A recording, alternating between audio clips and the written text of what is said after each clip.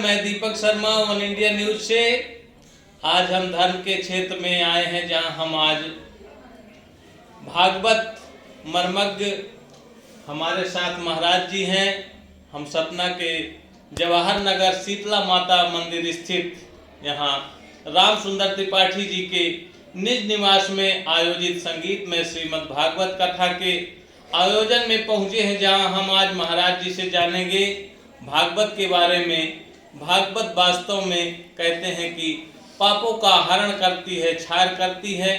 भागवत का महात्म्य ही जानेंगे और धर्म के क्षेत्र में भी हम महाराज जी से कुछ चर्चा करेंगे। जी महाराज जी, जय श्री राम, जय श्री कृष्ण। जय श्री राम, जय श्री कृष्ण। हम महाराज जी यह जानना चाहते हैं, पहले तो आपका परिचय बताएं। मेरा नाम गंगा प्रसाद मिश्र है जी। मैं भागवत प्रवक्ता चित्रकूट में निवास करता हूँ जी। चित्रकूट में रावतपुरा सरकार के पास में एक प्रोफेसर कॉलोनी है, उसमें मैं रहता हूँ जी। और यहाँ पर श्रीमद् भागवत सप्ताह ज्ञान यज्ञ को कहना चाहिए प्रवचन देने के लिए प्रवक्ता के रूप में मुझे यहाँ पर बुलाया गया है, जिसे मैं ये मानता हूँ कि भागवत जी की महाकृपा है, सीताराम जी की कृपा है, राधे कृष्ण भगवान की कृपा है, ताकि मैं अपने भीतर की बातों को भागवत महापुराण के माध्यम से लोगों तक संप्रेषित कर सकूं। महाराज जी, अभी तक में आपने बहुत सारी भागवत कथाएं करी होंगी क्षेत्र में, लेकिन जो भागवत में आनंद आता है, 7 दिन की भागवत कथा होती है, क्या प्रसंग आपको अच्छा लगता है जब सुनाते हैं? क्योंकि प्रसंग तो भरे हैं भागवत कथा में, सबसे ज्यादा किस प्रसंग में आनंद आता है आप? सर्वाधिक आनंद तो मुझे गोपी गीत में आता है जी। जो श्रीमद् भागवत के 10वें स्कंद के 29वें अध्याय में जिसका विवेचन किया गया है जी।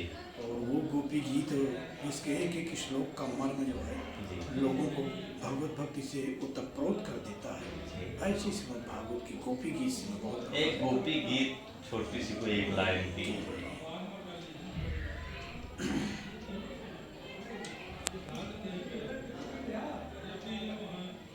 गोपी गीत में गोपियों ने यमुना के किनारे जाकर के भगवान कृष्ण की अपने हृदय की संवेदना को इस गोपी गीत के माध्यम से व्यक्त किया है जी। जयति तेधिकं जन्मना ब्रजः श्रयित इंदिरा सस्वदत्र हि दयित दृश्यतां दीक्षुतावकाश त्वयि धृता सवस त्वां विचिन्वते। बहुत बढ़िया है, गोपी गीत भी सुनाया आपने दर्शकों को।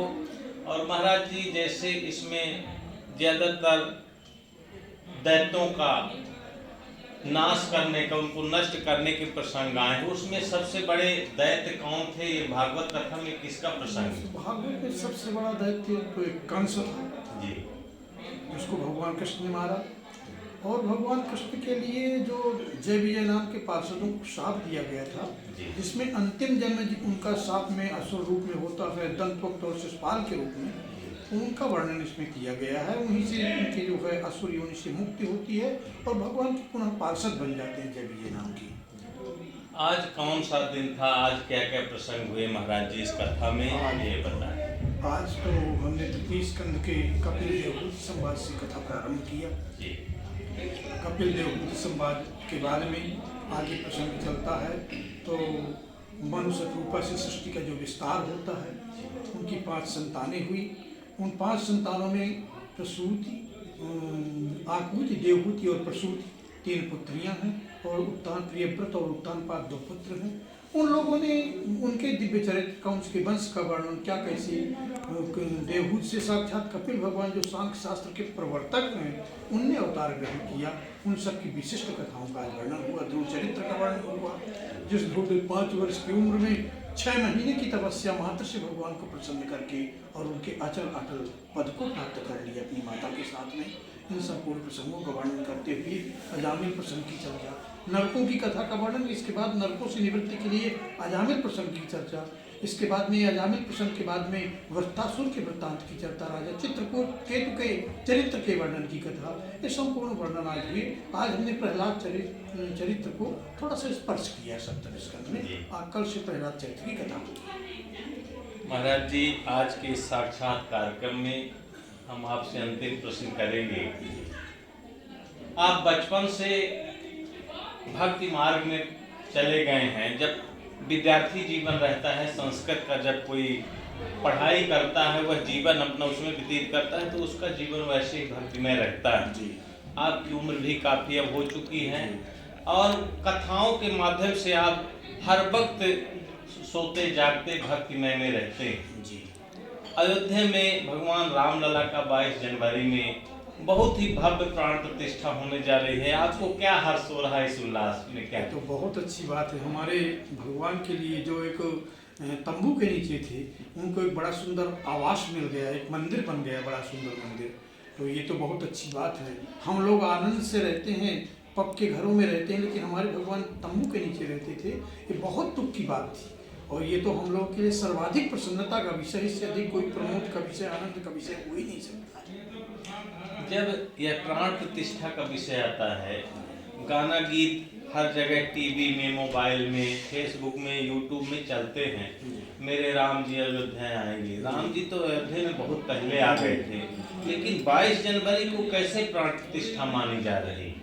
22 जनवरी को प्राण प्रतिष्ठा इसलिए मानी जा रही है कि जो रामलला बाल रूप में थे और उनको भगवान को जन्मभूमि में ही उनका जन्म हुआ था, उस जन्मभूमि में उनको मंदिर नहीं मिल पाया और उसको तोड़ करके मस्जिद बना दी गई। लोगों ने उसको बाबरी मस्जिद कहा। तो इस प्रकार से उस मस्जिद को समाप्त करके पुनः जब मंदिर का रूप धारण किया गया, तो एक पुनः प्रतिष्ठा का विषय तैयार होता है, जिसमें 22 जनवरी को भगवान रामलला जी की प्रतिष्ठा होगी। श्री सीताराम जी विराजेंगे और उनका एक राज्याभिषेक की तरह, जैसे कि 14 वर्ष का वनवास करके भगवान राम अयोध्या में आए थे, लेकिन ये तो 550 वर्ष के वनवास के बाद भगवान आ रहे हैं अयोध्या में, और आ करके और अपने निज निवास जन्मभूमि में उनको अपने उसमें मंदिर में भगवान की प्राण प्रतिष्ठा होगी। इससे बड़ा सौभाग्य हम भारतीय लोगों का क्या हो सकता है? अरे भगवान का महल, भगवान का मंदिर अगर अयोध्या में नहीं बनेगा तो क्या पाकिस्तान में बनेगा? ये तो बहुत अच्छा विषय हुआ है। उन जज को मैं आभार प्रदर्शित करता हूँ और विद्वानों ने जिन्होंने तर्क दे करके और रामलला के मंदिर के बनाने के लिए नींव डाली, एक अच्छा फैसला दिलवाया, इस सबके लिए उन सबका हम आभार व्यक्त करते हैं। धन्यवाद। अभी आपने भागवत मर्मज्ञ पंडित आचार्य नाम महाराज गंगा प्रसाद जी ने बताया कि भागवत में बहुत सारे प्रसंग हैं जिनको सुन करके, जान करके, पढ़ करके बहुत ही अपना जीवन को आनंद बना सकते हैं। साथ ही रामलला जहां अयोध्या में प्राण प्रतिष्ठा 22 जनवरी को होने वाली है, उसको लेकर के बड़ा ही हर्ष का विषय है पूरे भारत देश में, जहां सब लोग आनंद का अनुभव कर रहे हैं। वन इंडिया न्यूज से दीपक शर्मा। जय श्री राम, जय श्री कृष्ण।